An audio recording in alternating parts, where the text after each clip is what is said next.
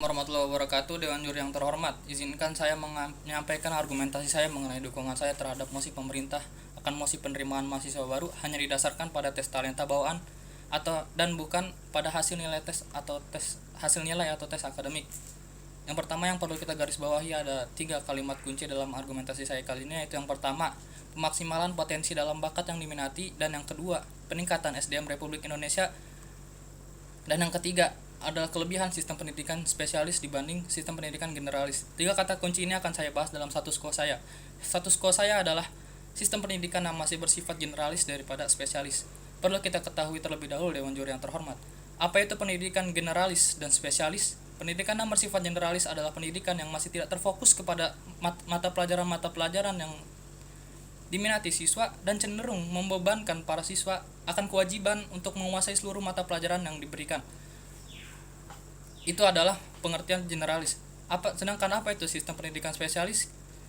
Adalah sistem pendidikan yang membuat para pendidik ataupun terdidik akan lebih diarahkan kepada salah satu bidang yang diminati dan dibakati.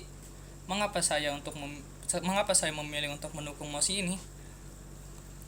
Karena sistem yang diterapkan di negara Indonesia masih umumnya adalah bersifat generalis dibandingkan bersifat spesialis.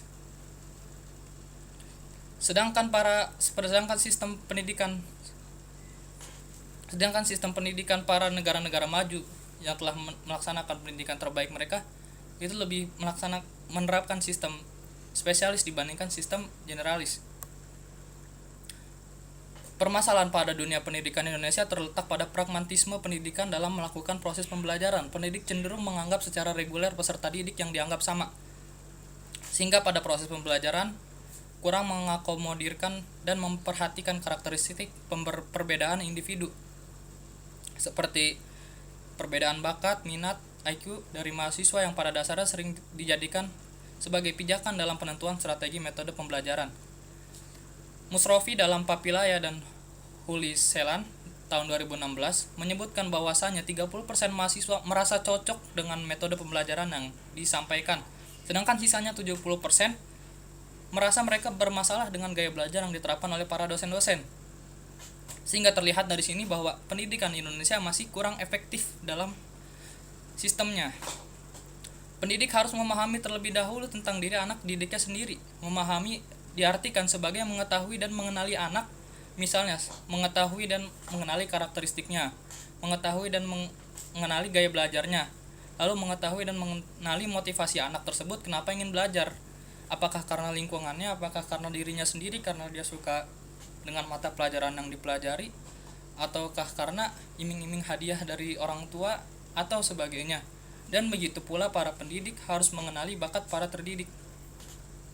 Menurut riset Universitas Mercu Buana, istilah bakat seringkali diinterpretasi secara berbeda-beda, seperti misalnya untuk menggambarkan kemampuan intelektual yang tinggi, minat yang menonjol, atau potensi kemampuan yang diperoleh karena diturunkan oleh dari orang tua, dan lain-lain. Bakat atau aptitude adalah kemampuan bawaan yang merupakan potensi yang masih harus dikembangkan atau dilatih untuk mencapai suatu kecakapan, pengetahuan, dan keterampilan khusus, misalnya kemampuan berbahasa, bermain musik, melukis, dan lain-lain. Seseorang yang berbakat musik misalnya, dengan latihan yang sama dengan orang yang tidak berbakat musik, maka bakat tersebut akan sia-sia dan dia akan menyanyiakan bakatnya dengan penanganan yang salah. Maka dari itu, untuk bisa terrealisasi, bakat harus ditunjang dengan minat, latihan, pengetahuan, pengalaman agar bakat tersebut bisa teraktualisasi dengan baik sehingga menjadi potensi yang besar dan dapat digunakan dalam dunia kerja. Maka dari itu, perubahan dan evaluasi yang dilakukan oleh pemerintah ini harus kita terima dan laksanakan bersama untuk menuju Indonesia pendidikan yang lebih baik. Tidak semua murid bisa menguasai setiap hal seperti yang Anda bayangkan. Indonesia yang penuh kebinekaan ini tentunya memiliki kebinekaan juga dalam minat dan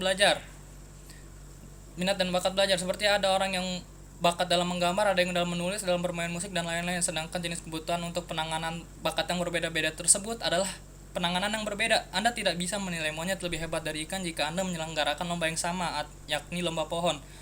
Maka dari itu, demi meningkatkan SDM tenaga kerja di Indonesia, Saya mendukung mosi ini, yaitu mosi penerimaan mahasiswa baru hanya didasarkan pada tes talenta bawaan dan bukan pada hasil nilai atau tes akademik sebagai langkah pendidikan Indonesia menjadi lebih maju. Apa yang akan kita dapatkan jika kita melaksanakan mosi ini? Yang pertama adalah peningkatan durabilitas belajar. Dengan mapel yang diujiankan adalah mapel kesukaan dan yang dipelajari adalah mapel kesukaan, maka mahasiswa-mahasiswa yang terima adalah mahasiswa yang terbaik pada bidangnya. Karena mereka antusias dalam belajar mempersiapkan ujian, sehingga pada hari H saat pelaksanaan ujian, para peserta telah mengerahkan seluruh kemampuan belajarnya pada saat mereka mempersiapkan.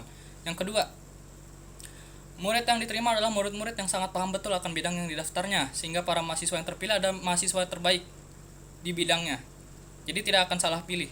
Yang ketiga adalah jika mereka sudah lulus, mereka adalah lulusan-lulusan terbaik dalam jurusannya sendiri. Bagaimana tidak dengan mapel yang disukai dan dibakati durabilitas dan mereka mempunyai bakat dalam bidang tersebut serta durabilitas dan semangat belajar yang tinggi serta pemahaman yang lebih mudah, maka mereka akan menjadi lulusan terbaik pada bidangnya.